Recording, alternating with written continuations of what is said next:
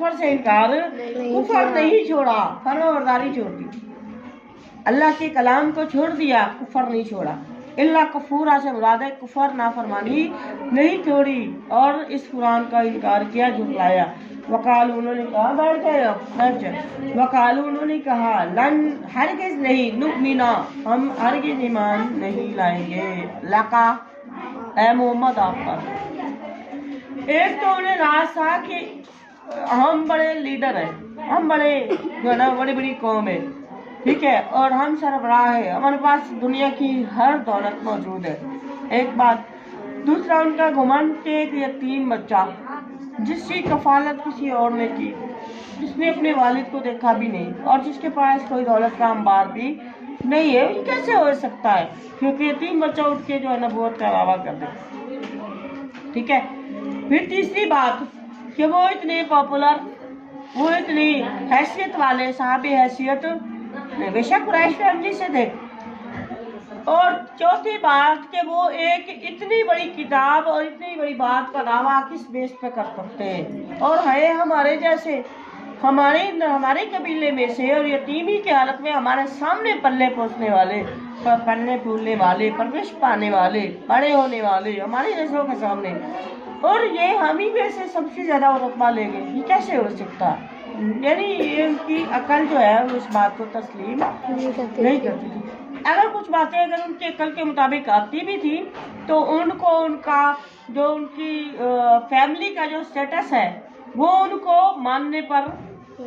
جو ہے وہ ماننے کی طرف مائل نہیں کرتا تھا، ان کو قبول ہی نہیں کرنے دیتا تھا۔ یعنی ان کا گھمنڈ تھا، ان کا فخر تھا، ان کا تکبر تھا، جو ان کو جو ہے وہ یہ بات ماننے پر جو ہے وہ نہیں اکساتا تھا۔ انہوں نے کہا ہم آپ کو نہیں مانتے، ہرگز نہیں، کبھی نہیں ہو سکتا،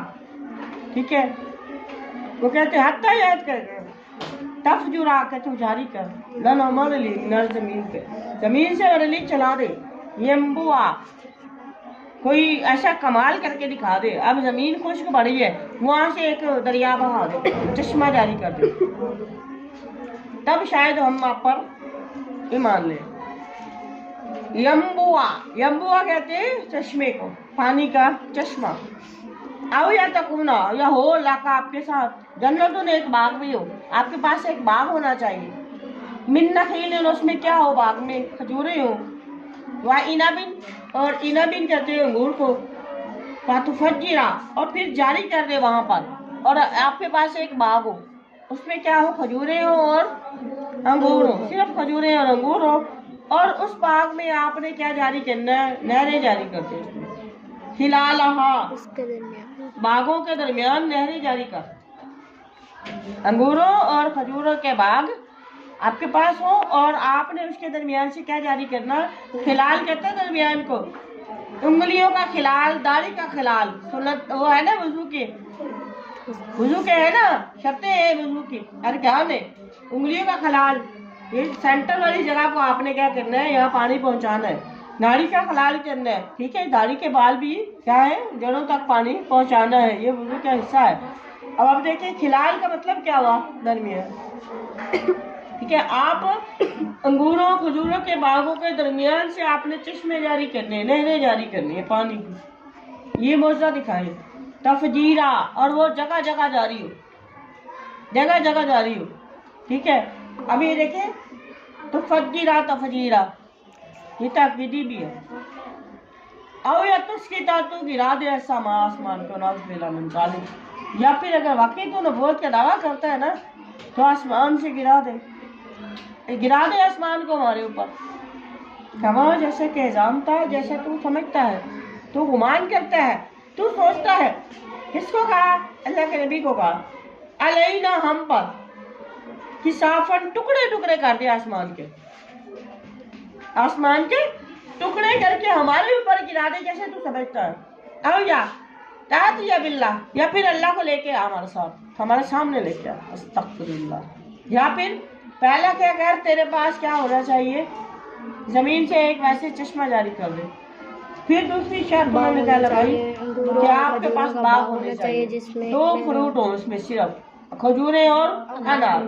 انگور، اس کے درمیان سے آپ نے جگہ جگہ جو ہے نا پانی کے چشمے آپ نے نہریں جاری کرنی، او یا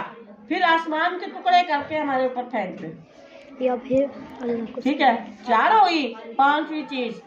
या फिर अल्लाह को हमारे सामने हाजिर कर, और या बिल्लाही, या आप आए अल्लाह के साथ, अल्लाह को लेके आए, नौज बिल्लाह मिनसान, और अल्लाह के साथ साथ क्या है, वल मलाइकति, और फरिश्तों के लेके आए कबीला सामने,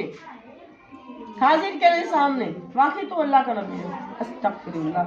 वो मूसा वाली बात होगी ना, जैसे मूसा अलैहिस्सलाम की कौम नहीं मानती थी। सबसे पहले क्या लेके आए आपने, जमीन ये खुश्क बड़ी है, इसमें से पानी जारी करें। फिर आपके पास बाग होना चाहिए, बाग के दो फलों के दरमियान आपने क्या नहरें जारी करनी है, 2 शर्तें होगी। तीसरी शर्त ये है कि आपके पास आपने जो है ना आसमान के टुकड़े करके हमारे ऊपर गिरा, जैसे आप समझते हैं। ठीक, चौथी बात यह है कि अल्लाह आपके साथ आए।